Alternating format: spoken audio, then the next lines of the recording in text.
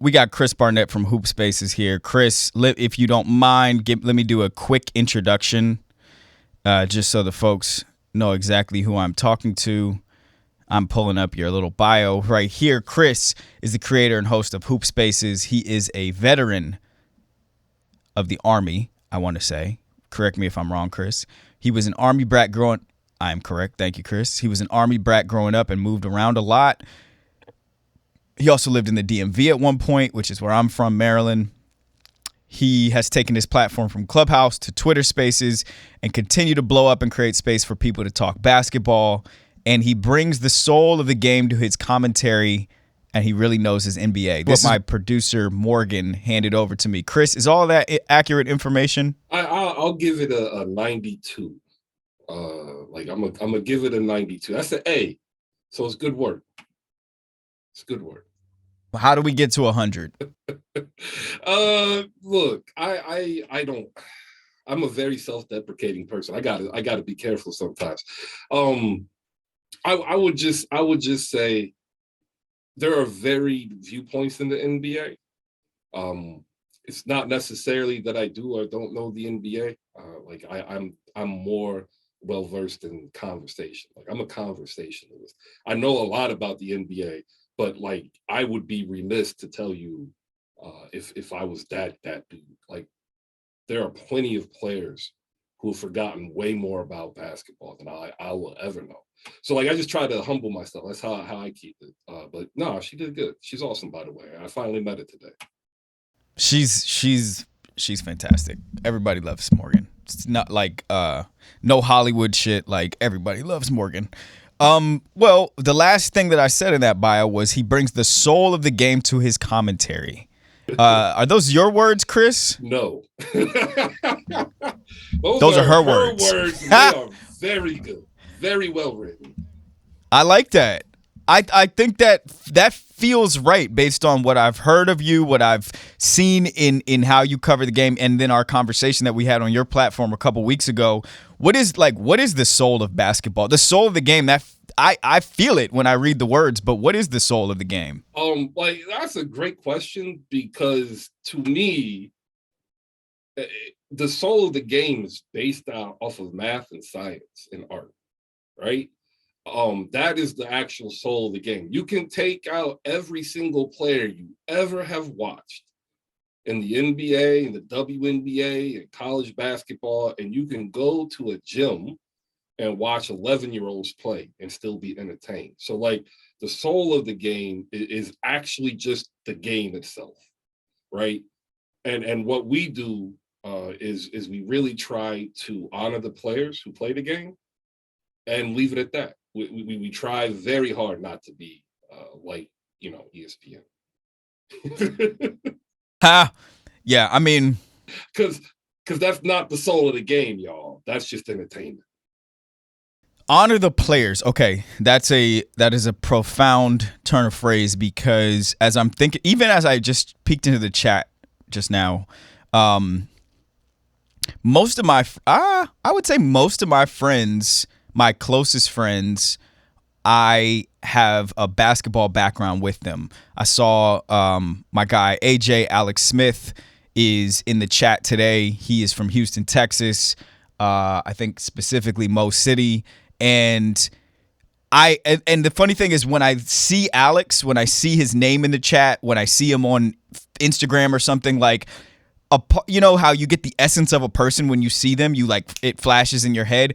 I remember Alex as a basketball player. Like, he's a shooter. He's about 6'2.5", 6'3". He plays hard. He defends hard. He uses his body and he uses his big body, but like, he's a shooter, and a shooter is a type of person. Do you think basketball personalities carry over into who a person is off the court, Chris? I think any competitive event that you are passionate about develops you beyond the stages of what your parents can do, right? And competition is how you prove yourself to you.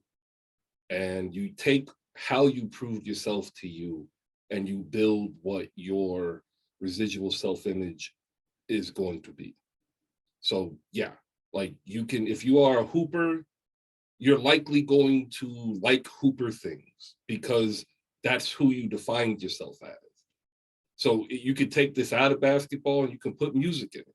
You can put politics in it. You can put cooking in it. You know, like if we understand the how we are as individuals, then you have to give credence to what you just said.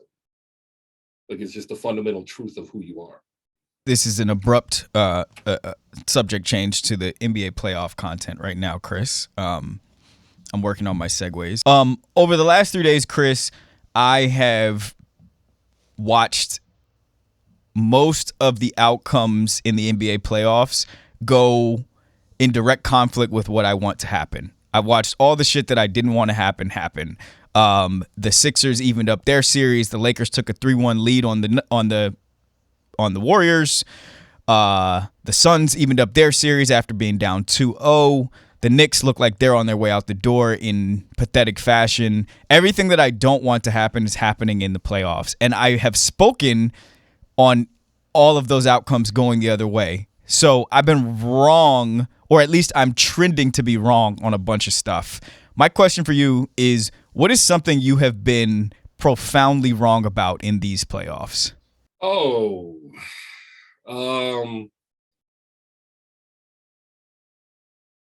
to be honest, I haven't been that wrong, bro. Like the Milwaukee series is probably it. Like I didn't have them losing to Miami. By the way, I go round by round with my picks. I don't just sit here and like pick arbitrarily through the entire playoffs because health and matchups matter. But that other than that, like everything else, I'll be wrong in this Golden State Lakers series. I picked the Warriors in 6, so I'm already wrong there. And then I was wrong with Milwaukee and Miami. Everything else is actually played out pretty well. Why did Lonnie Walker do that last night? Because that is who Lonnie Walker is. That's it. Really? Because why do you think that? One game like that. He'll give you a quarter. One like quarter. That, and then he'll disappear. Just ask San Antonio fans, man. Okay, so is that just like natural random variance of, this is just a basketball game. There's 4 quarters. All quarters are built equally. Every now and then a player like Lonnie Walker is going to give you a big quarter. Or is there something more mythical, more spiritual happening there? Is it like, does the confidence of LeBron have some runoff to scrubs like Austin Reeves or to bench warmers like Lonnie Walker? Austin Reeves isn't a scrub, bro. I'm gonna you're not gonna like it, but he's here to stay. I already dubbed him, like I said back in December, that the Lakers need to go all in on the Austin Reeves train because the second coming of Jeff Hornacek is here. And I see Austin Reeves having like a phenomenal, productive career. Really? Oh yeah. Like so. What kind of career? Jeff Hornacek. 15 points, 5 boards, 5 assists, great defense, great teammate. Maybe even bumps it up to 18. Okay. Let me answer your question first. Like, because what a lot of fans, because I heard you talking about it, essentially the emotional intelligence of fandom. So a lot of fans don't really understand that every single player in the NBA is really freaking good. Okay, like the 440 plus players that are in the NBA, maybe 5 shouldn't be. Right? Like there are demonstrably better options, but they're still there for whatever reason. Maybe 5. These are the best players playing this game, generally speaking, in the world. They are arguably the best athletes in the world. And it comes down to opportunity and consistency and mentality. And there are stories across the history of the league of players who just didn't get the opportunity, and had they, their career would have been different. There are players who had the opportunity, but they didn't have the consistency. So they couldn't build upon the opportunity. And then you have players who had the opportunity who are really, really good and consistently good, but they don't have the mentality of a professional. That's what the NBA is. So like Lonnie Walker giving you a quarter that was dominant is totally normal. Happens all the time in the regular season. And it's just because the lights are brighter, it's against the Warriors, it's in the playoffs, and then people will be like, well, where was this in San Antonio? It's like, well, if you watched it, it was there. Because he ain't changed. So, like, I'm happy for him, but I don't read too much into it because he got the opportunity.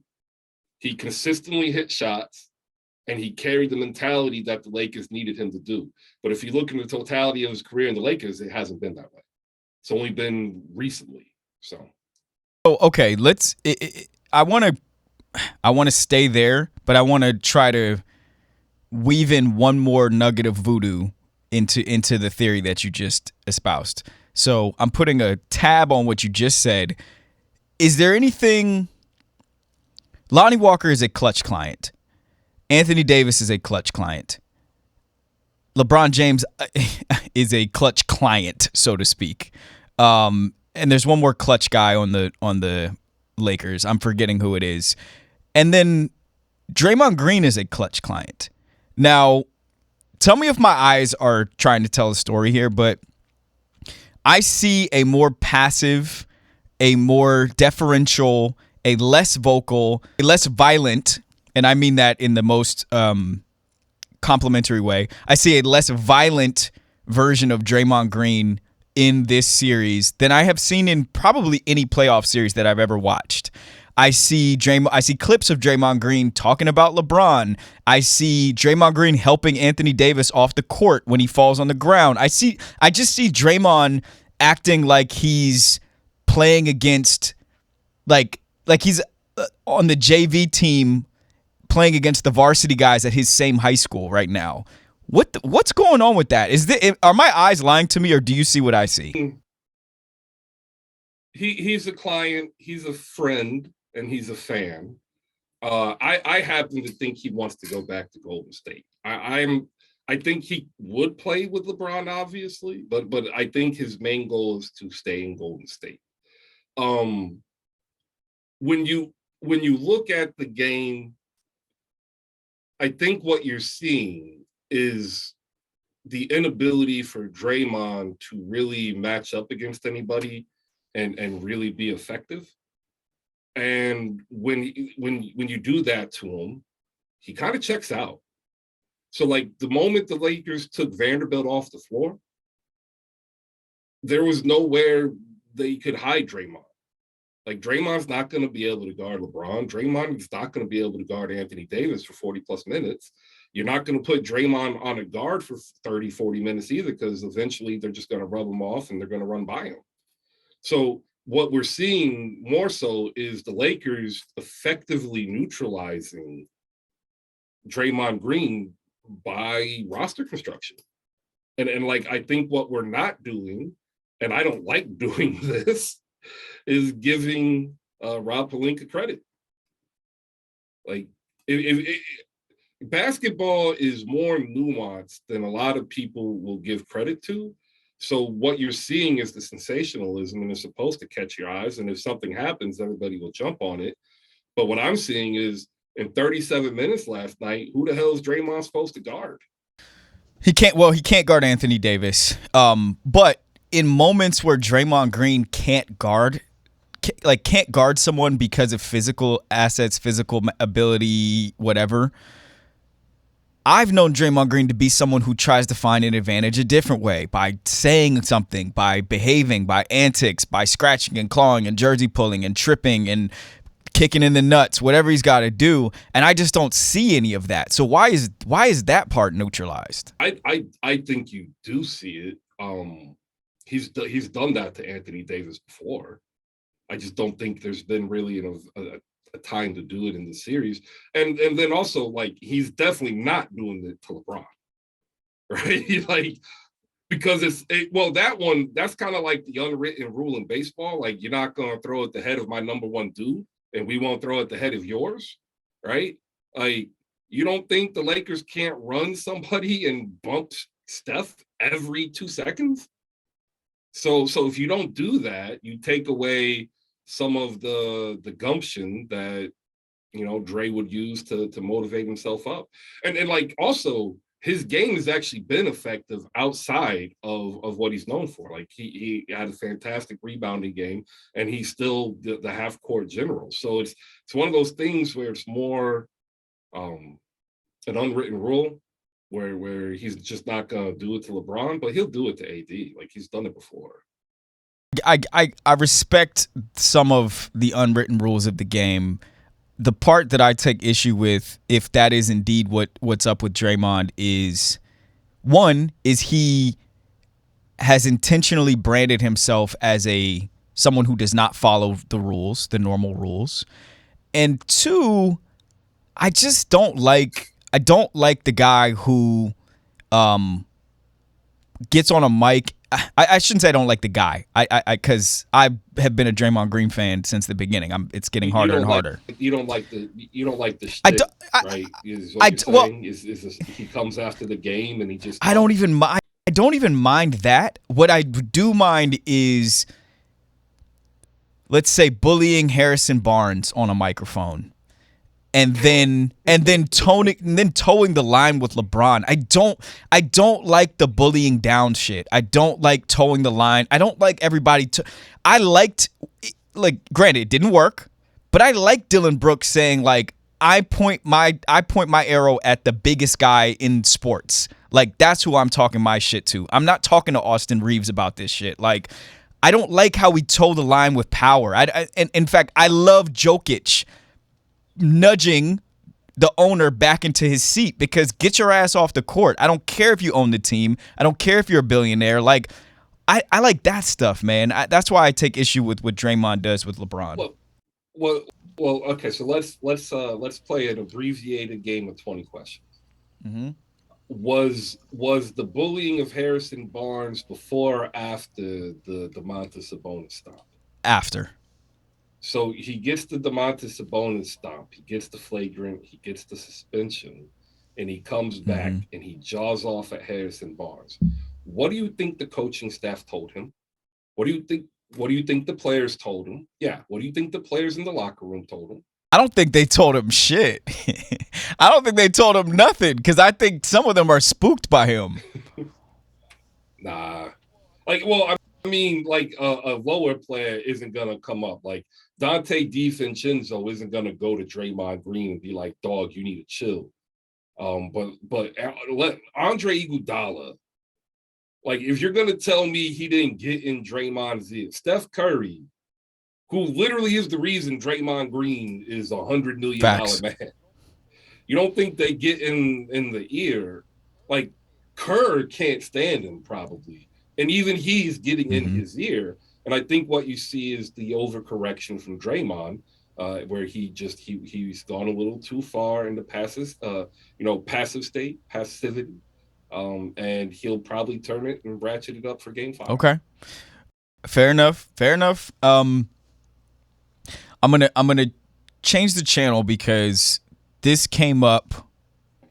Actually, before I do that, and it's funny, like, I went on your show, and everybody's show is kind of like, it's a projection of their personality or something in some ways. Like, I think sometimes stepping into my show is, you see how sporadic my thought process is, like how much it bounces around. But in any case, I want to come back really quickly to something you said before we talked about Draymond. You were talking about Lonnie Walker. You were talking about the mentality of NBA players. You were talking about the difference between guys who are able to perform in a moment. I'm paraphrasing, but guys who can perform in a moment and guys who can't. And if I may, and if it's okay, and if it's not, please tell me. But I'm curious about someone who comes from an Army background and environments where you see people having to operate at a high level in high stakes, in high intensity. How much do you take from that background and apply what you've learned there to sports? Is there a connection to be made there? Oh, 100%. Can you tell me about it a little bit? Yeah. So at first, I'm 40, so this is a 40-year answer because I was born into the military. I had made the joke before I was born green, right? I'm biracial, but I'm not black, I'm not white, I'm green. And in all reality, I'm what's called a third culture kid, even though I was born in the United States, because I moved every year. I didn't have roots growing up, but I had the army, the military, and I grew up in a home with a guy who was pretty important. Like my pops worked for Colin Powell at one point, so like all of the discipline, all of the pageantry, all of the camaraderie is enticing, right? And it's no different in a competitive professional sports league. Like there's a reason why the Miami Hurricanes, and I don't agree with it, but there's a reason why they arrived in fatigues for the national championship game.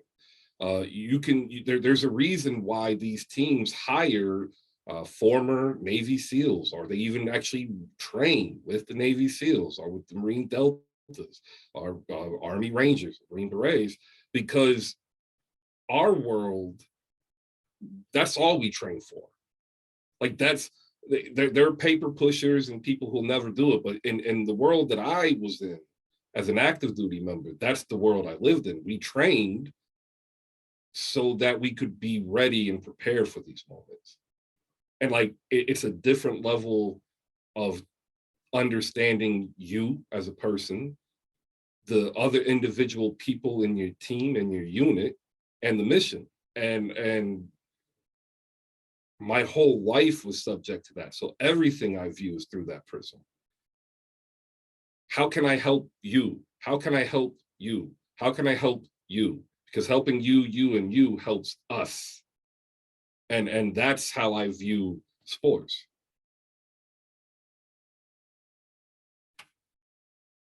Every player, every position, every sport.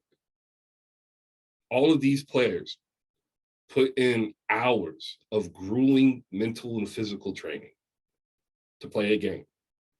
Is there any current star in the NBA who you would say operates counter to that operating system, and you can see where it hamstrings them, or you can see where it helps them? Like those are rarities, and believe it or not, the one that always comes to mind is Dennis Rodman.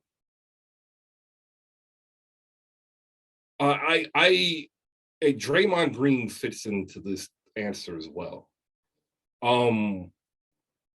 They're like savants. They are intellectual oddities in the basketball world. And when you come across the intellectual oddity in the basketball world, when you come across a Bill Russell, you look at it and you're just like, how, Sway? how Sway? Like, how is this 6'6", 235-pound dude owning 7-footers? How is Dennis Rodman, who's 6'7", 210, grabbing 30 rebounds? Like, how is Sean Elliott, who came out of Arizona as like the dude, figure out how to change his game to fit Tony Parker, Tim Duncan, right? Like those are oddities. And you don't come across them that often. Pretty much everybody else, there's a standard format, and most people, whether they believe it or not, do that. I actually specifically don't. And HoopSpaces Ryan is in the building. You can reach out. He'll tell you. Like, I purposely don't do stuff that other people do. Oh, you need a podcast? Okay, cool. I talk, basketball Monday through Friday, 10 a.m. Why don't you come listen? Right? Like, you need to write. Okay, try that. Like, you know what? I'm gonna hire some people. Writing ain't it for me. Not right now. But like in covering sports, 99% of the people follow the same methodology. When you're playing sports, 99% of the people follow the same methodology. In life, 99% of people in life follow the same methodology. We just don't accept it because it's packaged and looks different for each individual person and culture. I have two questions that are offshoots of what you just said. The first one is this: what is it about writing that is not something that you want to spend your time on right now? I think it's because like I don't view myself like Sekou Smith. Like I don't view myself as Chad Sanders. Like I don't view myself as a person whose modality of expression is pen to paper. I write poetry. Like I can write very well. I mean, I do write very well, but I prefer the speaking as opposed to the writing because there's a lack of nuance and understanding for me and like you'll appreciate this. My brain doesn't stop, and so it's hard for me necessarily to write down what I want because halfway through writing it, I don't want it anymore. Mm. Yeah, I do. And then once you hit that point, I get off from the table and walk away. Otherwise, I'm going to agonize about it. Like I can't. I agonize every day about stuff. Like it's almost OCD like. And related to what you just said about your chosen medium and even how you characterized yourself earlier as a conversationalist, I noticed, in researching for the show, we talk about this on the show pretty frequently. I'm a heavy user as Instagram of Instagram as my platform. I barely tweet at all. I noticed that you're a heavy user of Twitter on your platform. I noticed that you use your logo in place of your face in many spaces. And just getting to know you and getting to talk to you, it sounds like there's a methodology behind most of what you do. So how have you chosen, as your platform has grown, how have you chosen where you want to show up and in which ways you want to represent yourself? Um, I wake up. I have an atypical life. I was medically retired from the military due to an injury, so I get compensation for that. I have a Mm. house with no mortgage, so I'm able to afford um, being able to build this passion that I have. Prior to that, like I was a 9 to 5 type person. I wanted to get in, do my job, pick up my kid, take him, soccer practice. Uh, I woke up one day just absolutely miserable. And I found out later that I was super sick, which was another reason why I was miserable. But Mm. I realized that if I could do one thing for my son beyond what I already do, it's to show him that you can build something as long as you take the time to understand that what you're building isn't for you. And that doesn't necessarily make sense to the majority of people who are probably hearing this, but like if you build something for you, only you are going to enjoy it. Think about that. Mm. And so it is deliberate. Everything I do is deliberate. But like I'm afforded the ability to have that slow pace. I'm not rushed because my needs are met. I actually had a conversation with a player. And it's centered around universal basic income for that reason, right? I'm not going to give you the player's name because it was a wild conversation, but like essentially that's what provided me the opportunity to build this. And when I started and I sat down and had this opportunity and I talked to the people who I met and said, hey, I got this opportunity. I want to take you with me. Who wants to come? And when more than half the people came, I realized there was something there, and I continued to build not for me, but for them and for you and for the next person and the other person. To build a community like here on AMP is like dope to me. It's the ultimate drug. Real time building of a network and ideology, right?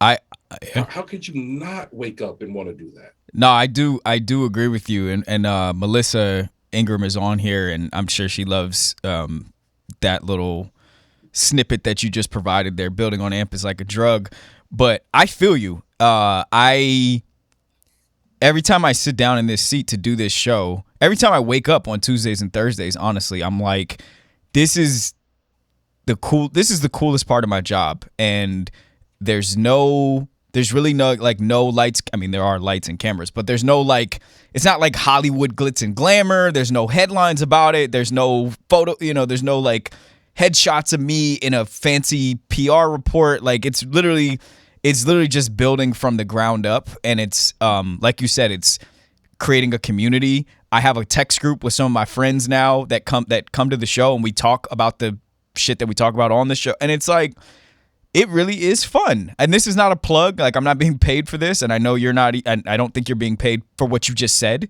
but like, it really is drug like. Chris, I want to ask you. Oh, go ahead. Sorry, Chris. Yeah, I like real quick. I wanted to add this. Like, I my I'm I grew up in the perfect time. I was born analog.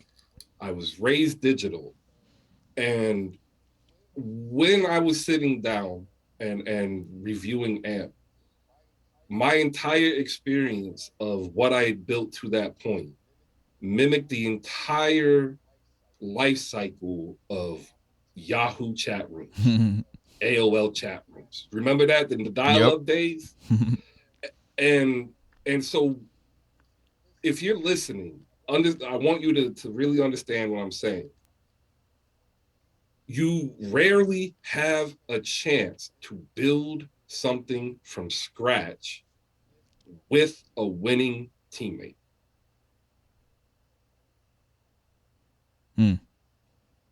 That excites me.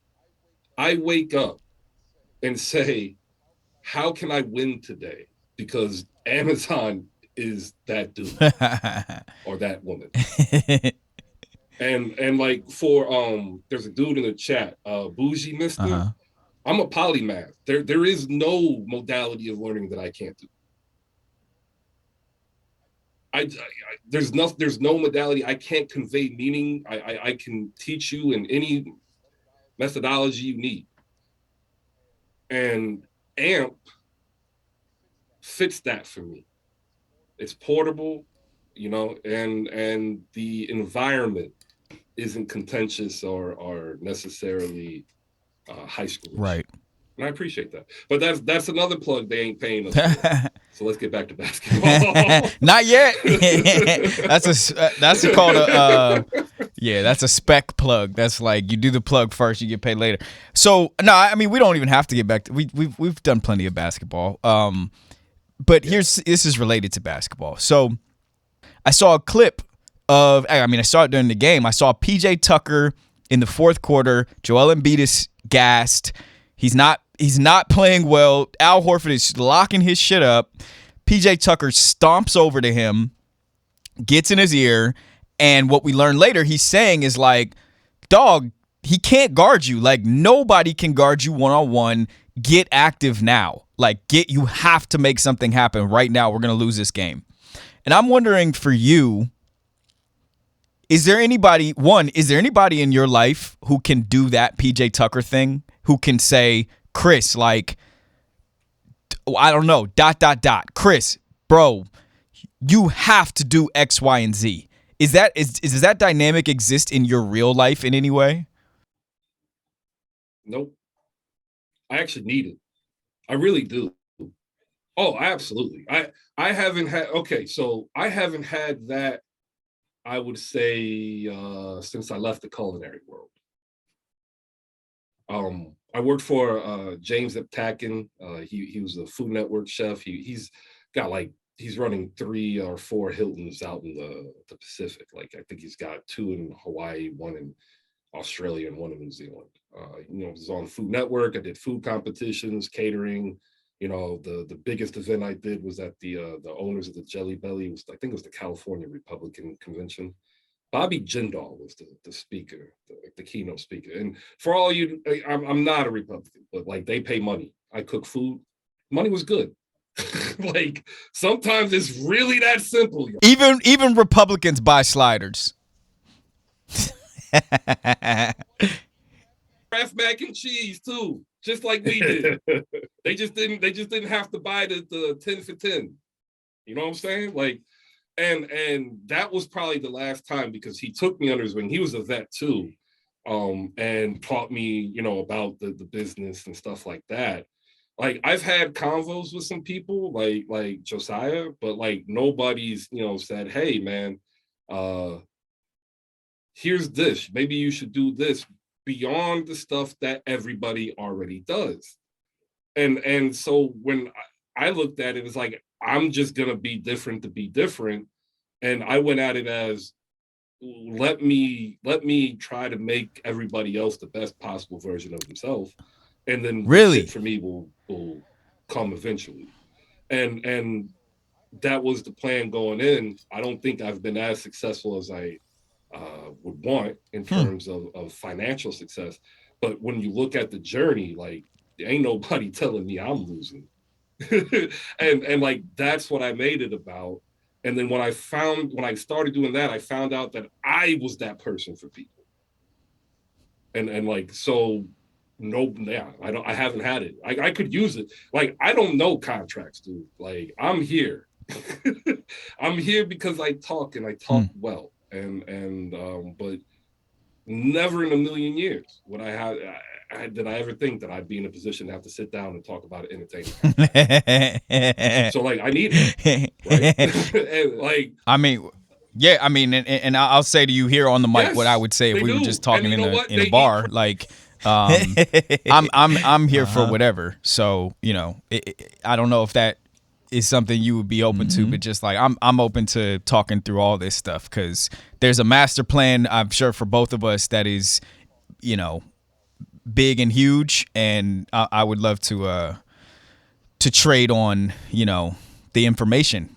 Oh yeah, well, I'm definitely for that. But like the secret to my master plan isn't even a secret. I wake up and I try to be 1% better the next day. I like the profound simplicity of that plan. I think there's genius in that. So, all right, we got how much time do we have, Josh? We got another 10. Chris, man, I really appreciate you being here. Chris, where can people find you? Where can people find you? I'm on Twitter. I have a Instagram. I don't use it. Um, that'll change, by the way. I'm a probably have to outsource it though. Like it's a lot of work. That's actually way more work than I thought.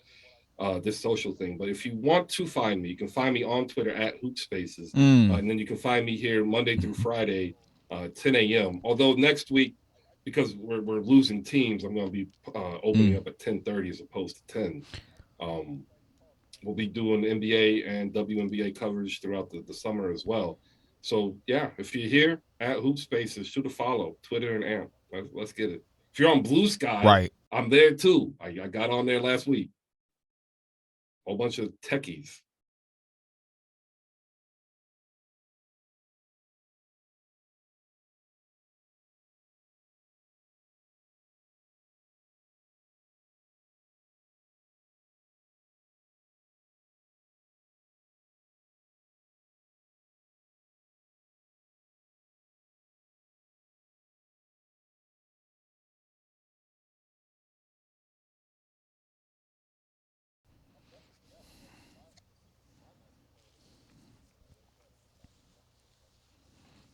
I respect that, man.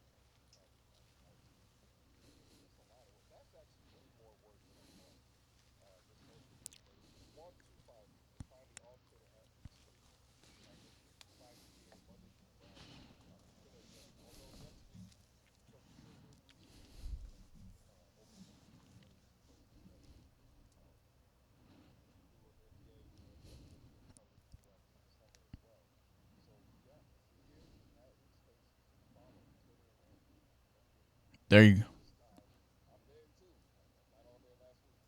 mm, there